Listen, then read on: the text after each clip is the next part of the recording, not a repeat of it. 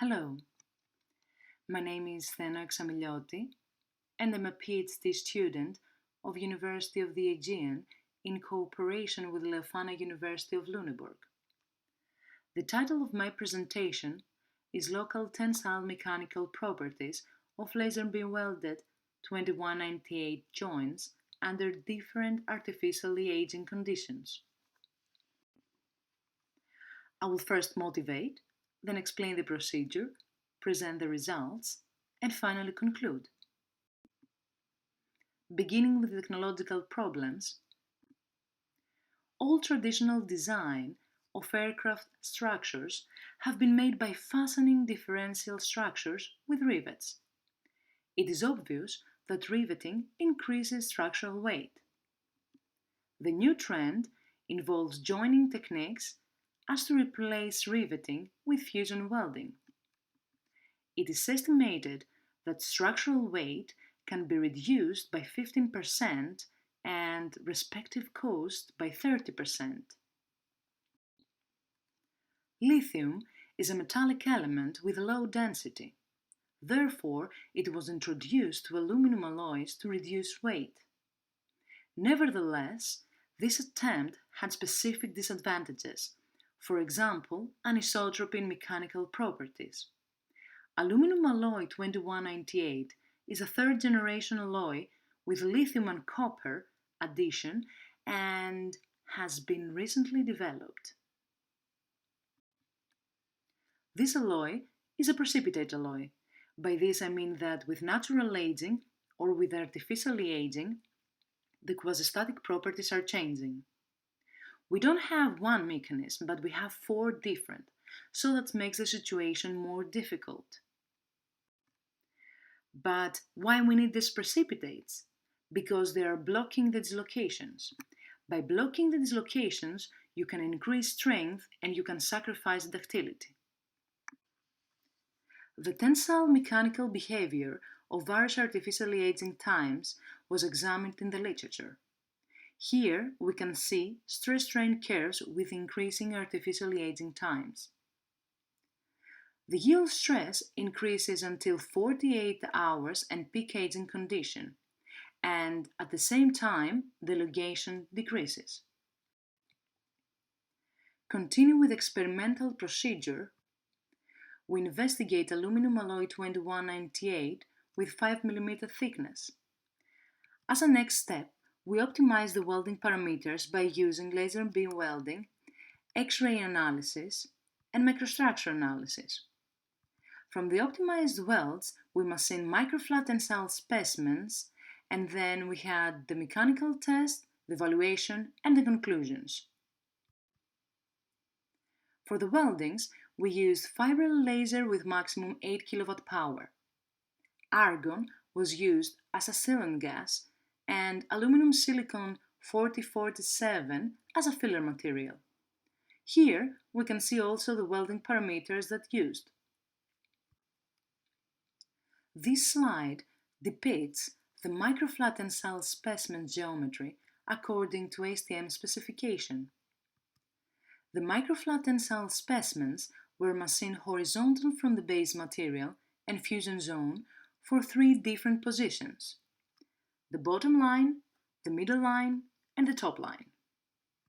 The artificially aging heat treatments were performed in the oven for 170 degrees and for 3 different artificial aging times: for 3 hours and under aging condition, for 48 hours and peak aging condition, and 98 hours and over aging condition.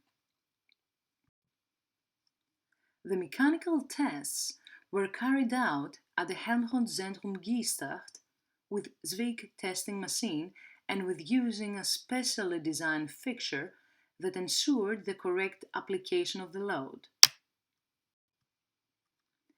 Continue with the analysis of the results.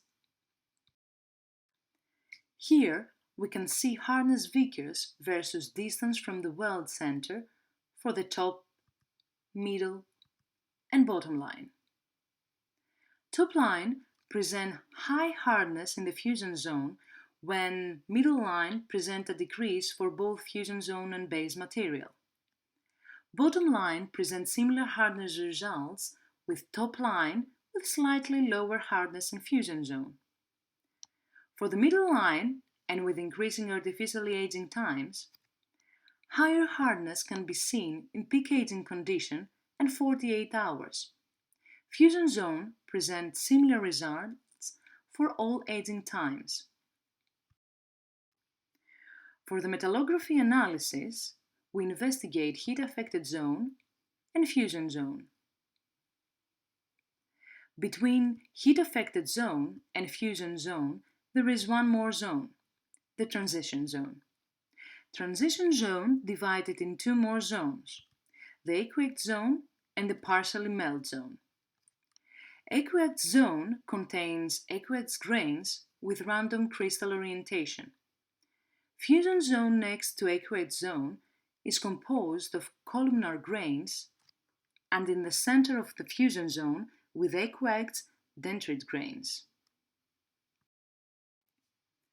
The EDX analysis in the heat-affected zone present 0% of silicon, when in the fusion zone there is 0.25%.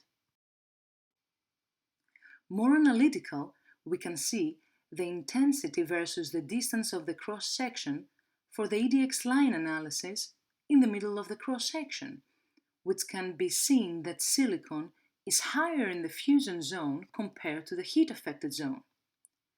Also, we can see copper, manganese, and iron.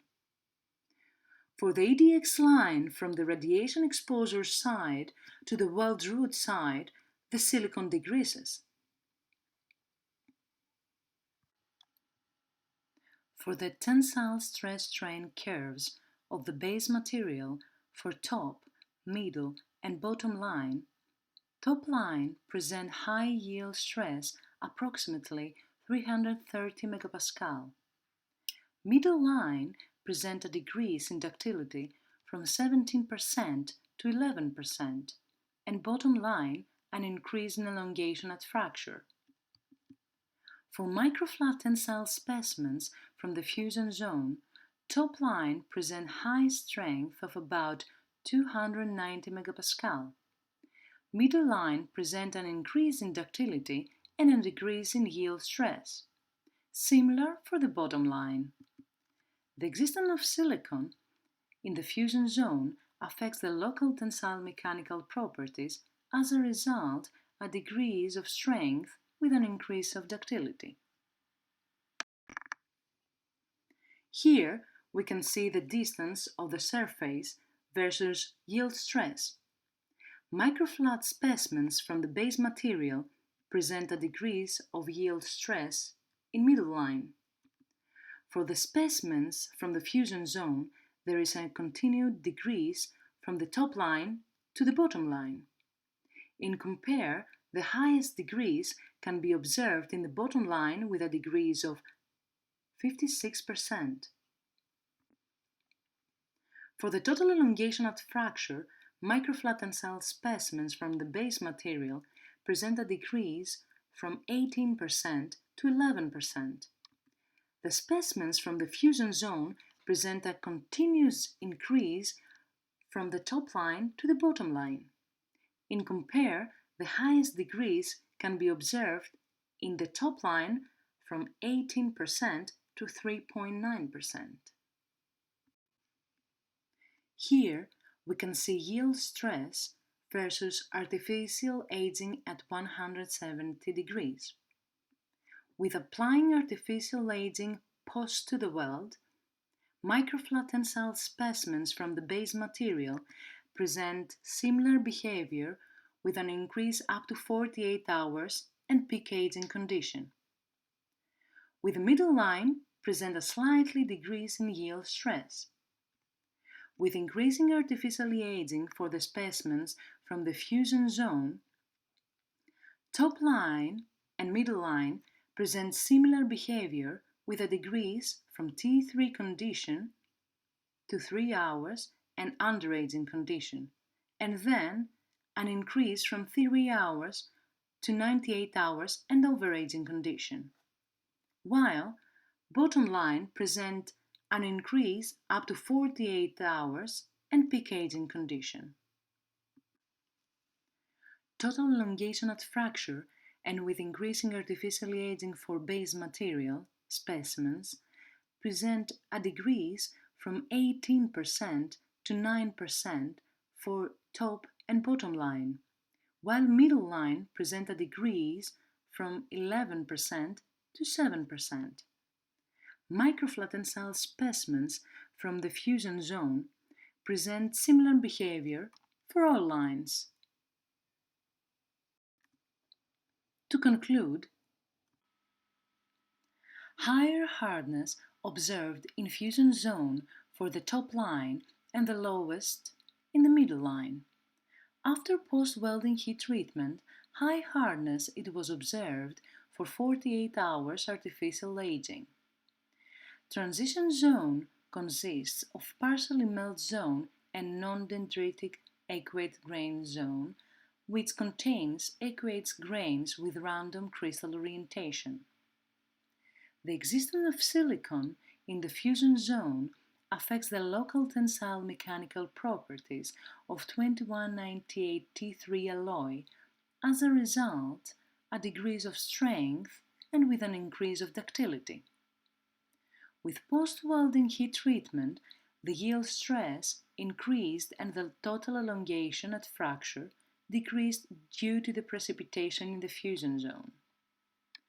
Higher yield stress was observed for 48 hours of artificial aging for the base material and for the bottom line of fusion zone.